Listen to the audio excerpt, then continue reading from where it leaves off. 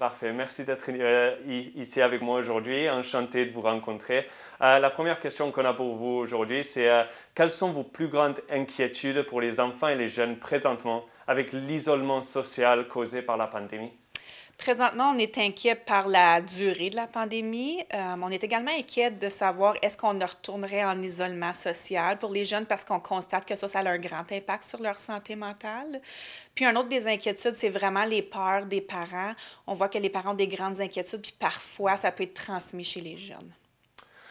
Oui, c'est spécialement un problème là, avec les parents s'ils ils s'inquiètent les enfants de plus qui sont déjà inquiétés. Qui est le plus à risque alors? On voit que chez les adolescents, c'est déjà une période qui est émotionnellement très difficile. Donc, on rajoute l'isolement social, une pandémie, un stress, des inquiétudes. Donc, on voit qu'eux sont plus grandement affectés. Mais la proportion des gens qui sont le plus affectés, c'est ceux qui avaient déjà des problèmes de santé mentale à la base. Donc, on voit une augmentation de l'anxiété, de la dépression chez eux et autres troubles. Et pour vous, quel est le pronostic de cette tendance qui prend, semble-t-il, de l'ampleur? Ce qu'on voit, c'est qu'il y a beaucoup d'études qui se penchent sur les répercussions, mais il n'y a pas beaucoup d'études qui se penchent sur l'autre côté, donc les bienfaits de la pandémie. Puis on voit que ça l'affecte des deux côtés. Donc il y a un impact négatif, mais il y a aussi un impact qui est positif. Donc on voit que les familles passent plus de temps ensemble. On voit des nouvelles rituels familiales se développer. On voit que les jeunes sont moins anxieux face à l'école, au travail. Donc il y a quand même un côté positif. Puis il ne faut pas oublier que des jeunes, c'est très résilient. Donc la majorité des jeunes ont la capacité de surmonter les obstacles, puis il va avoir une croissance personnelle. Donc, il y a plusieurs choses positives qui peuvent se développer avec la pandémie également, selon la façon qu'on le présente aux enfants, puis leur capacité à s'adapter.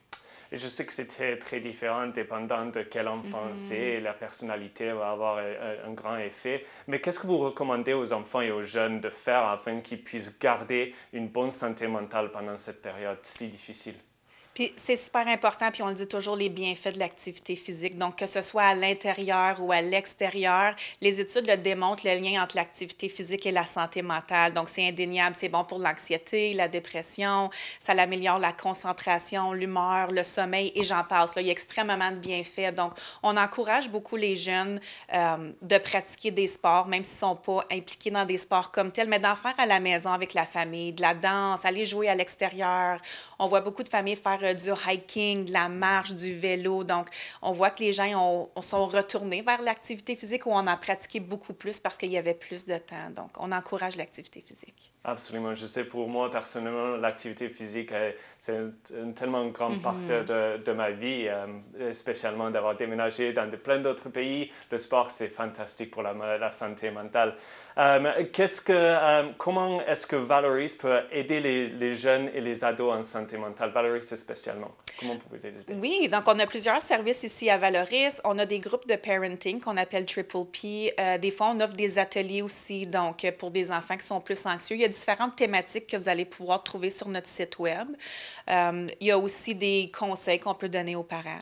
On a aussi des intervenants ou des conseillers en mieux-être qui peuvent aider avec différentes problématiques, que ce soit de l'irritabilité ou de la colère chez des enfants, des symptômes d'anxiété, dépression, des idées suicidaires chez les plus vieux.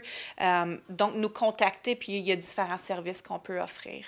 Parfait. Juste pour finir, quelle est la prochaine étape pour un enfant ou pour un ado ou pour les parents qui veulent savoir, qui veulent contacter Valoris? Qu'est-ce que vous disiez que la prochaine étape, ce serait? Donc, vous pouvez définitivement vérifier le site web de Valoris ou vous pouvez contacter notre numéro 1-800-675-6168, puis une personne qui va pouvoir vous aider au téléphone et vous guider dans votre demande. Parfait. Merci beaucoup de votre temps aujourd'hui et j'espère qu'on se voit bientôt. Merci beaucoup.